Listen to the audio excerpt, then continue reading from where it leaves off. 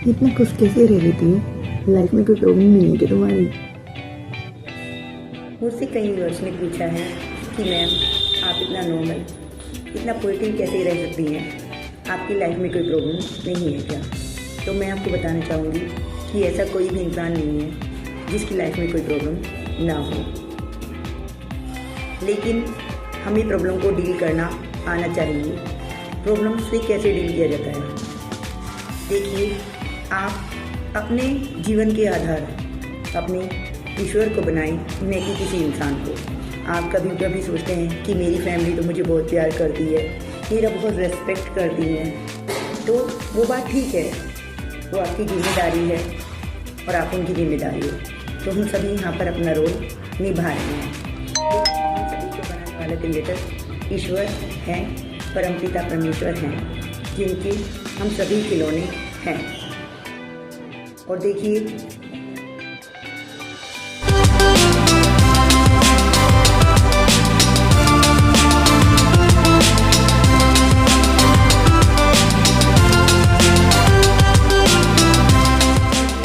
ईश्वर को अपने जीवन का आधार बना लेते हैं तो वो इतनी अक्षमता रखते हैं कि कोई खिलौना टूट भी जाए तो हमें वो वापस से दूसरा खिलौना ला सकते हैं। हम सभी, हमारे देव सभी भगवान के बनाए हुए खिलौने हैं।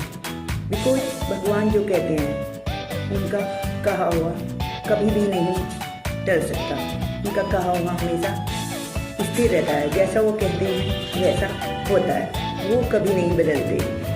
मैं आपको बताऊंगी कि मेरी लाइफ का सबसे रोस्ट समय था, सबसे बेकार समय, जिसमें मैंने भगवान का सहारा लिया, भगवान की शरण में गई और मैंने भागवत गीता का पाठ किया, जिसमें एक श्लोक था जो कि मुझे बहुत अच्छा लगा, जहाँ श्री कृष्ण ने कहा था कि तुम मेरी शरण में आ जाओ, मैं तुम्हें सब दुखों से पार लगा दूंगा। और देखिए, जो ईश्वर ने लिखा है वही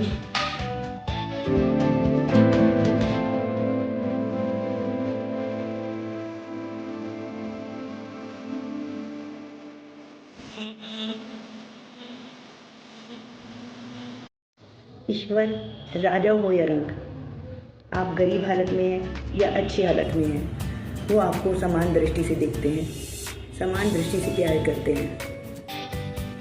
मैं अब आपको उदाहरण से समझाऊंगी। देखिए, इंसान की फितरत कैसी होती है। अगर कोई मक्खी चाय में गिर जाए तो इंसान चाय को फेंक देता है, लेकिन अगर वही मक्खी 5 किलो की घी के डब्बे में गिर जाए तो इंसान मक्खी को निकाल कर फेंक देता है। कभी आप रास्ते में कोई सांप देख लेते हैं या घर में सांप देखते हैं तो आप उसे डंडे से मारने के लिए भागते हैं, लेकिन अगर वही सांप किसी मंदिर के पास दिख जाए तो आप सभी उसे दूध पिलाते हैं। तो इंसान की फितरत कैसी है, वो स्थिति और परिस्थिति पर निर्भर है, इंसान के ओहदे पर निर्भर है। अगर आपका ओहदा अच्छा है तो सब आपकी रेस्पेक्ट करेंगे। आप स्ट्रगल फेज में हैं तो सब आपको मारने आएंगे, सब आपको गिराने आएंगे। तो ईश्वर को मानने के लिए ईश्वर को जानने की आवश्यकता है। इसके लिए आप ध्यान करें, योग करें, योग की शरण में जाएं, तो आप समझ जाएंगे कि ईश्वर की शक्ति क्या है। आपकी लाइफ मैजिकली चेंज होगी, आपकी लाइफ में काफ़ी परिवर्तन आएंगे। चलिए, मुझे एक और बात आपसे कहनी है कि यदि आपको कोई समझता नहीं है तो आप उसे एक बार समझाएं, दूसरी बार समझाएं, तीसरी बार उसको ना समझाएं, क्योंकि ज़िंदगी समझाने और समझने के लिए नहीं है। अगर कोई आपको नहीं समझता है इट्स ओके, आप अपने आप को समझते हैं, ये काफ़ी है। ईश्वर को पता है कि आप कैसे हैं, तो किसी को साबित करने की ज़रूरत नहीं है। इसलिए ज़िंदगी को आप किसी को समझाने या समझने में वेस्ट ना करें, अपने ऊपर फोकस करें।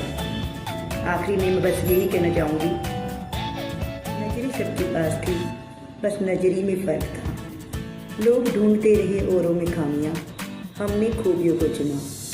1000 गिले लेकर लोग करते रहे शिकवा, और हमने तमन्ना वाली जिंदगी में कई तजुर्बे कर लिए।